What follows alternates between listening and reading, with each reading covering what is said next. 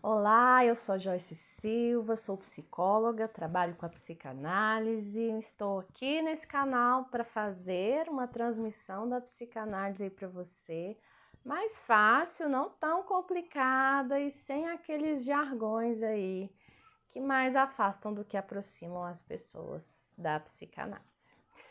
No vídeo de hoje, eu quero falar um pouquinho sobre a diferença entre psicanálise e psicoterapia. Você sabia que existe diferença entre as duas abordagens, entre as duas propostas? É sobre isso que eu vou falar um pouquinho aqui. Para começar a falar desse assunto, eu quero, antes de tudo, falar, né? Onde que você encontra aí autores, psicanalistas falando sobre o tema. A gente tem dois textos muito bons do Jacques Miller, aquele discípulo de Lacan, né? Um deles é o Psicoterapia e Psicanálise, um texto muito legal que vai esclarecer sobre o assunto. O outro é Psicanálise Pura, Psicanálise Aplicada e Psicoterapia, um texto mais denso, um pouquinho maior, mas que também elucida muito o assunto.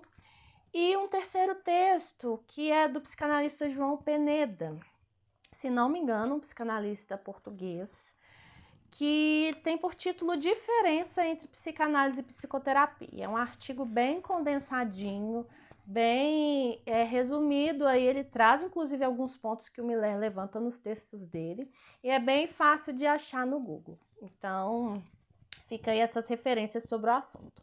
Eu trouxe aqui alguns pontos principais para a gente falar sobre esse tema, que são pontos que esses autores eles levantam. Antes de falar da diferença entre a psicanálise e a psicoterapia, das propostas de ambas, assim, eu acho importante falar dos pontos em comum. O que aproxima as duas coisas, né? O que dá para a gente olhar para a psicanálise, olhar para a psicoterapia e encontrar um ponto aí de aproximação.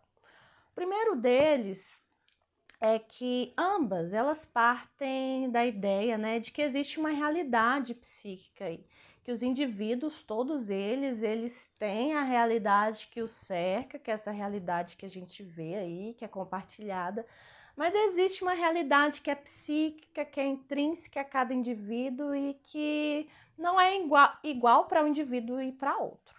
Então, o ponto que aproxima as duas teorias, as duas abordagens é esse.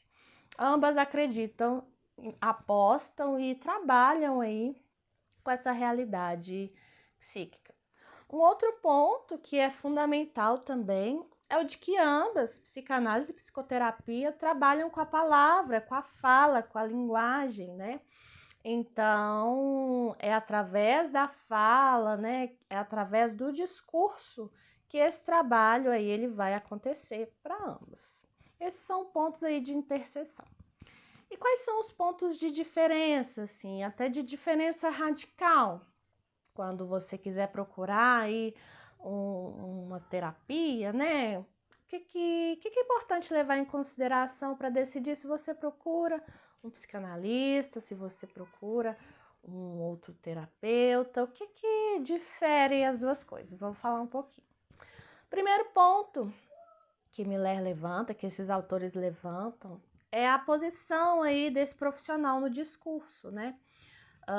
O psicoterapeuta ele está numa posição que a gente chama de posição de mestre, no discurso do mestre, que é aquela pessoa que assume ali um lugar de que é ela que sabe sobre esse sujeito, sobre esse paciente, de que ela quem detém aí um certo saber, ela quem vai dizer o que ele deve fazer ou o que ele não deve fazer. Ela está ali num certo lugar de ideal, assim. Me siga porque eu sei o que você deve fazer para ter aí o seu bem-estar em relação a isso que você está me queixando. Então, o lugar do terapeuta é esse, um lugar de quem sabe sobre essa pessoa que está ali diante dele e quem vai prescrever ali os passos para essa pessoa seguir diante daquilo que ele afirma que sabe.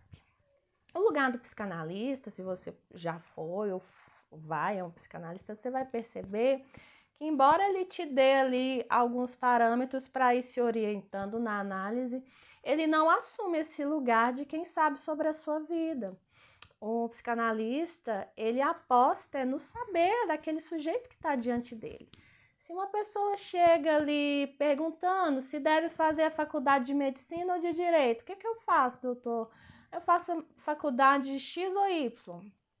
O psicanalista que está ali nesse lugar de psicanalista, ele não vai responder essa pergunta. Pelo contrário, ele vai perguntar a esse sujeito o que ele quer, né?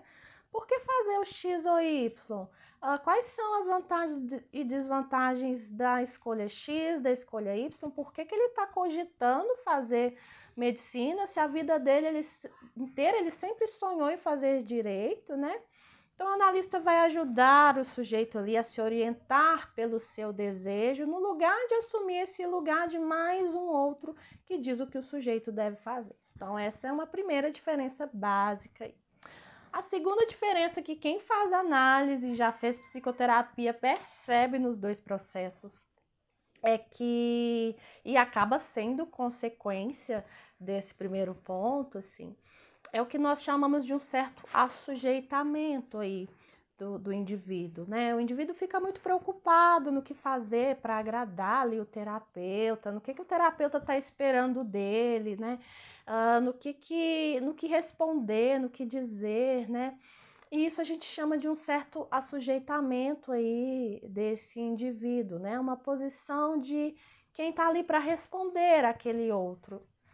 E ao passo que numa análise, né, por mais que sim, as pessoas elas se perguntem o que o analista quer delas, elas tentem ali agradar de certa forma, o foco não é esse, assim, não é para isso que uma análise acontece. O sujeito pode fazer o que ele quiser da vida dele, porque a condução de uma análise ela vai passar exatamente para uma desalienação aí desse outro que o analista no processo terapêutico encarna, né? Esse outro que é muitas vezes também uma representação do outro, do sujeito na infância, da mãe, do pai, daquilo que a mãe e o pai queriam dele, ele vai transportar isso para o analista.